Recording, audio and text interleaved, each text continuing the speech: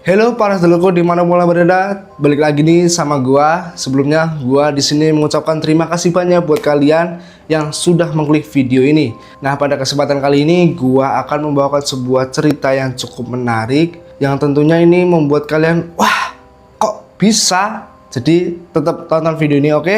Nah, sebelum itu, kalian percaya tidak bahwa di Indonesia nih ada yang namanya LGBT? Ya, LGBT ini memang sangat marah sekali, terutama di luar negeri. Dan ya, banyak orang itu ada yang pro, ada yang kontra. Tapi kita sebagai manusia tentunya sangat kontra sekali. Apalagi kalian belajar yang namanya agama, pasti sangat-sangat tidak masuk akal. Mengapa? Kita tahu sendiri bahwa Tuhan itu menciptakan manusia kan berpasang-pasangan. Bagaimana tidak? Tuhan itu menciptakan manusia untuk berpasangan antara laki-laki dengan perempuan. Tapi ini bisa-bisanya ada orang yang menyalahi kodratnya. Bisa-bisanya laki-laki dengan laki-laki, perempuan dengan perempuan. Kok iso? Nah, tapi di sini gua tidak akan membahas mengapa itu terjadi, tapi di sini gua akan membahas sebuah kisah seorang mahasiswa yang tewas akibat terjun ke dalam dunia LGBT. Bagaimana ceritanya? So, tanpa kesulitan lagi, let's go.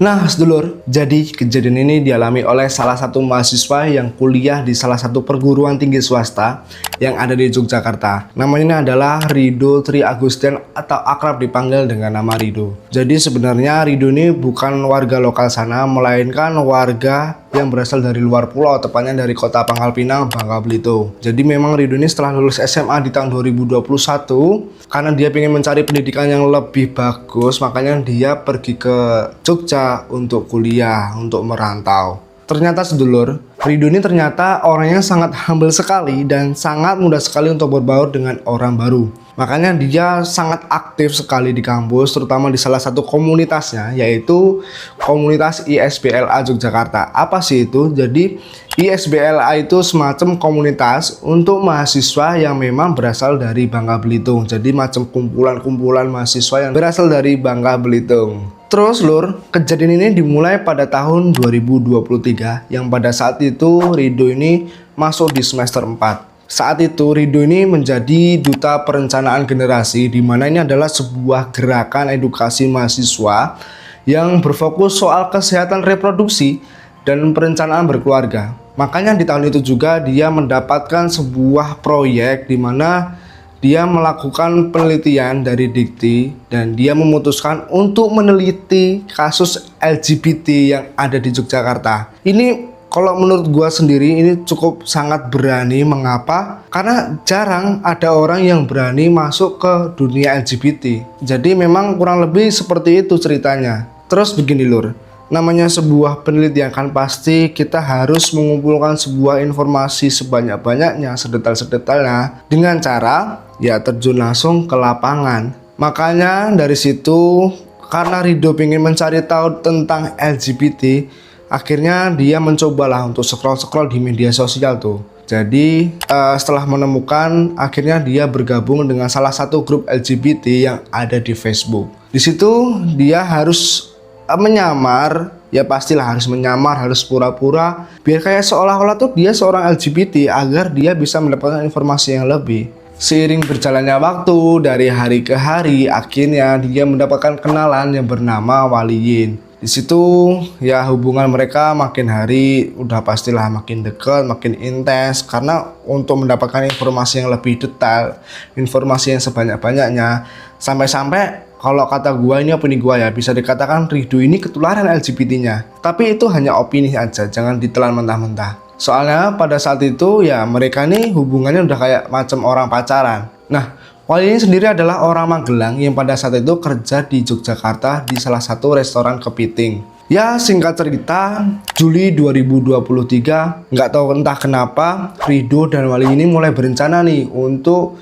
melakukan aksi gilanya, yaitu aksi tusbol-tusbolan. Tahu kalian tusbol-tusbolan? Ya, tapi mereka di sini nggak cuma berdua. Ternyata Wali ini nih mengajak temannya yang kebetulan juga seorang guy yang bernama Renaldi. Dan saat itu posisinya itu Renaldi ada di Jakarta. Tapi karena dapat ajakan seperti itu, kayak kalian gitulah, kalau nafsu pasti kan langsung wah oke, gas berangkat.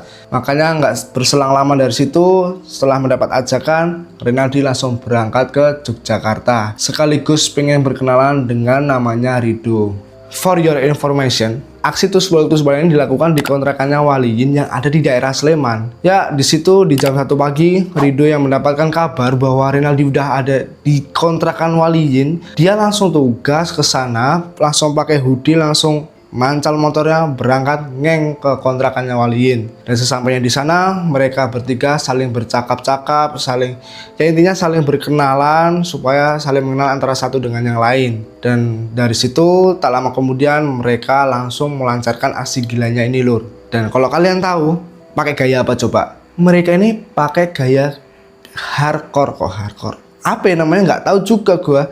Jadi mereka tuh melakukan aksi ini kayak pakai kekerasan gitu, macam pukul-pukulan, tampar-tamparan. Makanya dari situ setelah mereka melakukan hal tersebut, mereka bertiga nggak sengaja nih si Rido ini kayak kesenggol mungkin atau ketampar dan dia jatuh dan pingsan di lantai. Tapi di sini Rido sama Renaldi tidak menghiraukan, namanya orang nafsu kan udah bodo amat lah. Ya taunya mungkin pingsan biasa lah. Tapi setelah mereka berdua ini menyelesaikan aksinya, setelah mengeluarkan itu apa namanya ya mereka langsung mengecek bagaimana kondisi Rido. Dan setelah dicek, mereka ini langsung panik, langsung kaget, langsung shock. Mengapa? Udah dicek denyut nadinya nggak ada, denyutnya di lehernya juga nggak ada, jantungnya nggak ada.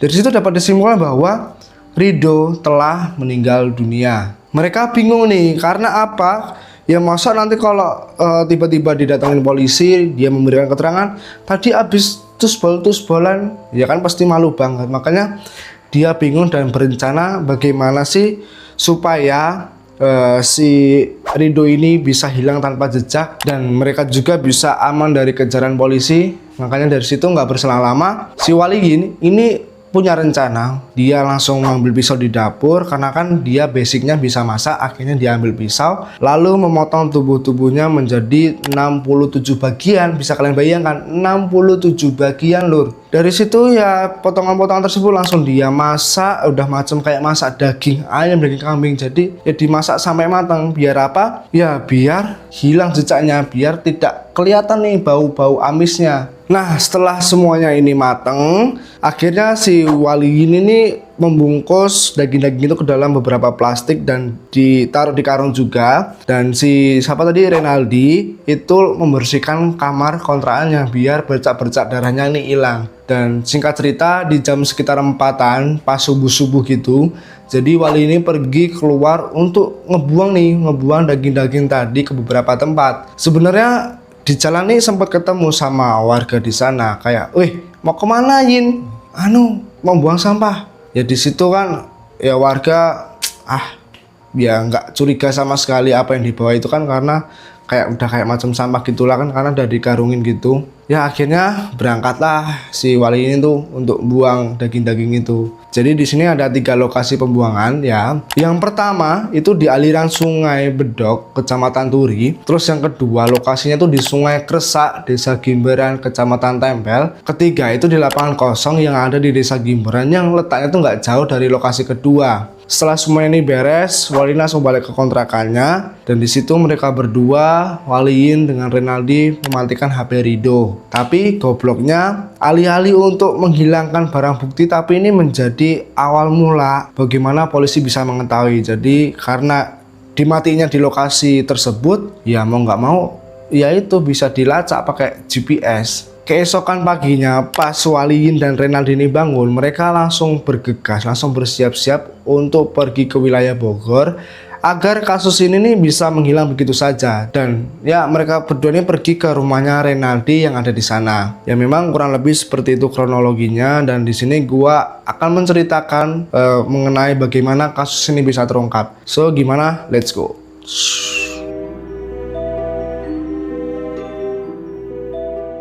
Di hari Rabu, ya pokoknya nggak jauh dari kejadian itu, orang tuanya Rido ini merasa khawatir. Mengapa? Karena biasanya kan Rido sering teleponan, sering VC-an dengan orang tuanya, tapi kok hari-hari ini tidak ngabarin sama sekali, di chat gak aktif, di telepon gak aktif. Makanya dari situ orang tuanya Rido ini minta tolong ke keluarga Rido yang ada di Jogja. Ya intinya orang tua minta tolong lah untuk ngecekin keberadaan Rido di kosannya. Tapi setelah saudaranya ini ngecek langsung ke kosannya, ternyata kosannya itu kosong. Di situ mulai panik, kemana sih keberadaan si Rido ini? Tapi pas saudaranya ini ngecek CCTV, di situ tampak sekali bahwa Rido terlihat pergi sendirian di tengah malam menggunakan hoodie-nya. Jadi ini sebenarnya momennya pas sekali lur, karena di hari itu juga, di hari Rabu sorenya, warga ini dikagetkan dengan temuan potongan 2 tangan dan kaki serta beberapa potongan daging kecil yang memang terbungkus dengan kantong plastik di lokasi pertama yang ada di Sungai Bedok Turi. Di situ warga yang kaget menemukan hal itu langsung melapor nih ke pihak kepolisian, dan malamnya polisi ya langsung bergerak dan berfokus untuk menginvestigasi kasus tersebut. Tangan dan kakinya itu milik siapa sebenarnya? Di situ polisi mencobalah untuk menyisiri lokasi itu, tapi tidak menemukan potongan-potongan daging lainnya. Mereka tidak menemukan apa-apa, akan tetapi ya mereka nggak berhenti begitu aja lah. Terus di lain tempat, komunitas Isbah yang tadi itu yang di awal gua ceritakan yang diikutin Rido, ini mereka cukup kaget juga dengan kehilangan Rido secara tiba-tiba. Apalagi ditambah mereka ini mendengar nih berita mengenai temuan potongan daging yang ada di sungai tadi, Sungai Bedok Turi. Di situ mereka semua langsung menduga, apakah jangan-jangan temuan daging itu adalah dagingnya si Rido? Ya tapi ini masih dugaan. Makanya dari hal tersebut, karena keluarga Rido juga mendengar berita tersebut, mereka ini langsung panik. Makanya langsunglah lapor ke pihak kepolisian mengenai hilangnya si Rido. Mendapatkan laporan seperti itu, polisi ini langsung mencoba melacak sinyal HP Rido, dan hasilnya apa? Ternyata lokasi Rido terakhir itu berada di kontrakan yang ada di Sleman. Di situ polisi langsung bergerak, langsung datang ke sana, tapi mereka menemukan hanya kontrakan yang memang sudah kosong tanpa penghuni. Di situ juga mereka mencoba untuk menghubungi pemilik kontrakan untuk mencari tahu sebenarnya kontrakan ini punya siapa. Akhirnya, ya nggak berselang lama, polisi ini mendapatkan satu nama nih. Jadi kontrakan tersebut adalah punyanya si Waliin yang merupakan warga Magelang yang bekerja di restoran kepiting yang ada di sana. Pemiliknya ini juga bilang kalau Waliin ini biasanya pulang di sore hari. Karena ya tidak mendapatkan apa-apa, akhirnya polisi langsung balik ke markasnya. Dan keesokannya di hari Jumatnya, tiba-tiba polisi ini mendapatkan sebuah petunjuk di mana saat itu temannya Rido melapor ke polisi kalau chat WA-nya dengan Rido itu yang tadinya checklist 1 ini berubah menjadi checklist 2. Tandanya apa lur? Tandanya ini adalah HP-nya Rido ini aktif, dan ini menjadi kabar yang sangat bagus sekali untuk mengetahui nih keberadaan Rido itu di mana. Akhirnya di situ polisi langsung mencoba untuk ngecek lagi, ngecek sinyal HP-nya Rido, dan ternyata HP-nya Rido ini setelah dicek berada di daerah Bogor, di mana Waliin dan Renaldi itu pergi ke sana. Di situ polisi ini juga semakin yakin kalau ini ada yang tidak beres. Makanya untuk memastikan, akhirnya mereka balik lagi ke kontrakannya Waliin untuk nungguin. Tapi ya setelah ditunggu-tunggu kok tetap sama aja. Berarti kak, wah ini ya pasti nggak beres nih. Makanya dari situ polisi ini langsung meminta izin kepada pemilik kontrakan untuk mencoba membuka secara paksa nih, untuk ngecek sebenarnya ada apa sih yang ada di dalam tersebut. Tapi setelah dibuka ya mereka tidak menemukan apa-apa, tidak menemukan hal-hal yang aneh juga. Ya intinya ya udah kayak kontrakan biasa gitu.